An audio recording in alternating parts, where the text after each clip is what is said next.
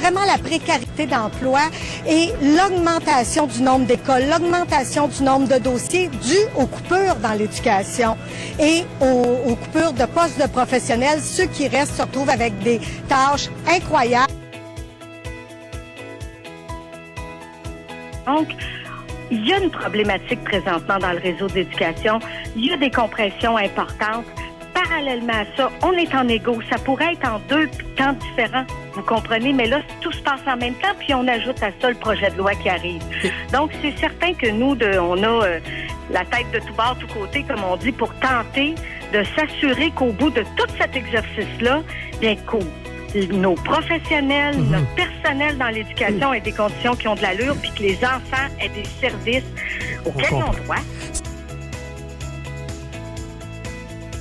Des 3 fédérations de la CSQ impliquées dans le milieu de l'enseignement participent à cet événement. Des enseignants ont entamé hier, on le rappelle, des moyens de pression pour faire savoir qu'ils s'opposent aux compressions en éducation et promettent au gouvernement un automne chaud alors que s'amorcent les négociations sur le renouvellement de leur convention collective. Alors, je vous résume un peu le message de la CSQ à la veille de la rentrée au ministre de l'Éducation, François Blais.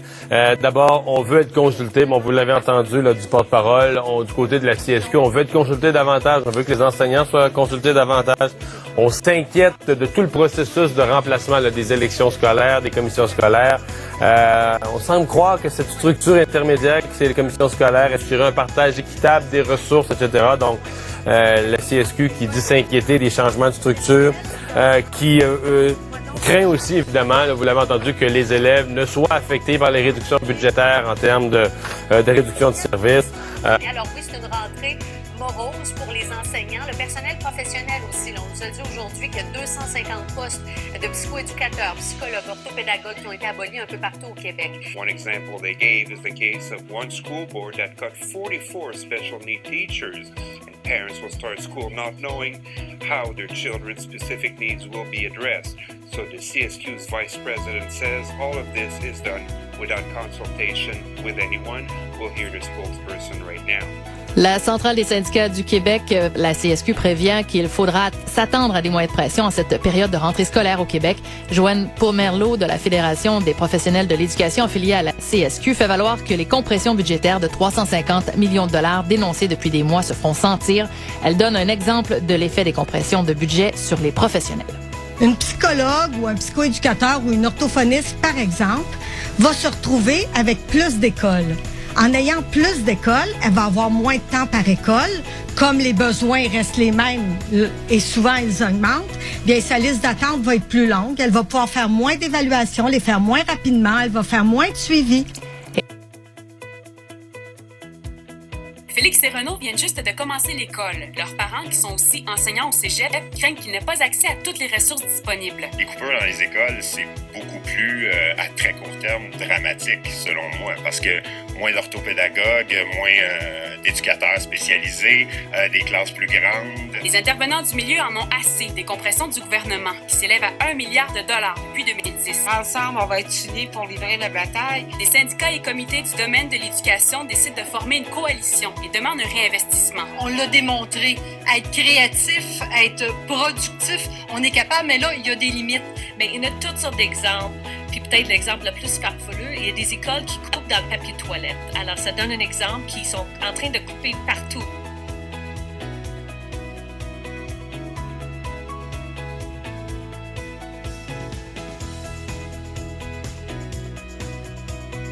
Alors, ils font pas rien. Ils sont en train de redéfinir un modèle parce que je vous rappellerai que le gouvernement a imposé des compressions importantes qui ont occasionné au 1er juillet 70 000 abolitions de postes de professionnels à la Commission scolaire de Montréal. Bon. Donc, il faut réorganiser un service.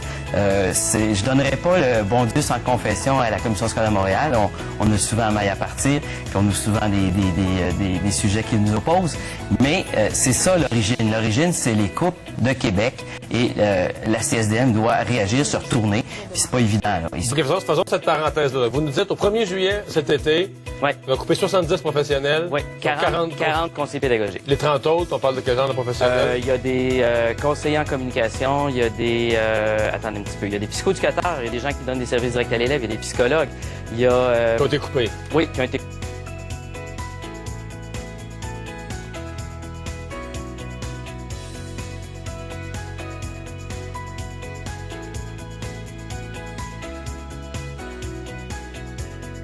Là, il y a différents discours. Ce qu'on dénonce d'abord, c'est une part, c'est que le forum est organisé par le Parti québécois lui-même et on déplore les titres des personnes qui sont invitées des conférenciers, entre autres, parce que ce sont, entre autres, surtout, notamment, des gens issus du milieu des affaires.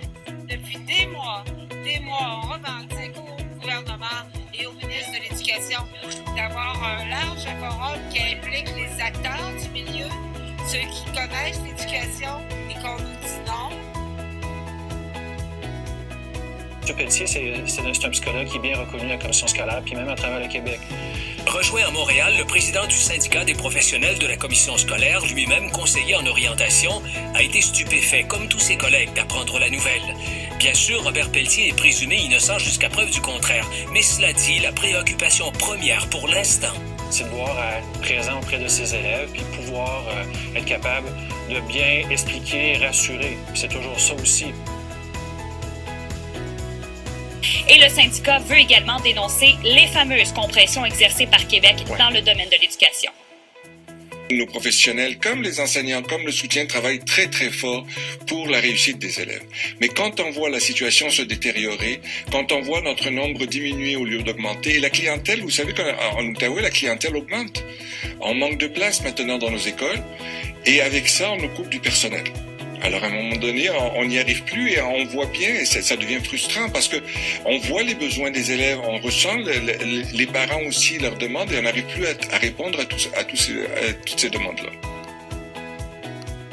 Les professionnels, on n'est pas nombreux dans les écoles, on n'a pas fait énormément de moyens de pression. On se dit, c'est le temps de dire là, que, franchement, on a l'impression qu'on est traité avec mépris par le gouvernement puis que les besoins des élèves ne sont pas tenus en compte. Est généralisé et se répand un peu partout dans la fonction publique québécoise. Les négociations pour la nouvelle convention collective sont au point mort et les syndicats brandissent haut et fort la menace de grève. Mais avant d'en arriver là, ils voulaient offrir une démonstration de force aujourd'hui au gouvernement Couillard. Michel Marcelin. Avenue du Parc à Montréal, le défilé semblait interminable. Venus de partout, des milliers d'enseignants, d'infirmières, de préposés et de fonctionnaires sont venus mettre leur poids dans la balance pour faire avancer leurs négociations avec le gouvernement. S'il veut diminuer les conditions de travail des gens, il veut attaquer notre régime de retraite, c'est sûr que c'est totalement inacceptable pour les gens. Une véritable marée humaine prend d'assaut le centre-ville de Montréal. 150 000 personnes selon les organisateurs, des travailleurs du secteur public qui se disent à bout de souffle. Ils coupent dans nos classes, il manque des dictionnaires dans ma classe, il manque du matériel qui est essentiel, puis le gouvernement nous envoie des bêtises. Couper en éducation, c'est handicaper des centaines de milliers de futurs citoyens.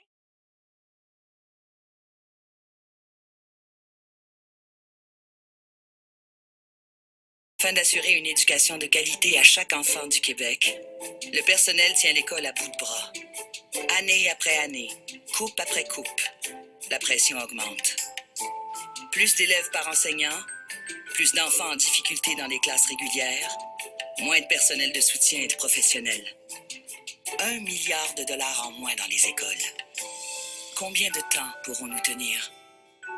Joignez vos bras aux nôtres pour soutenir l'éducation.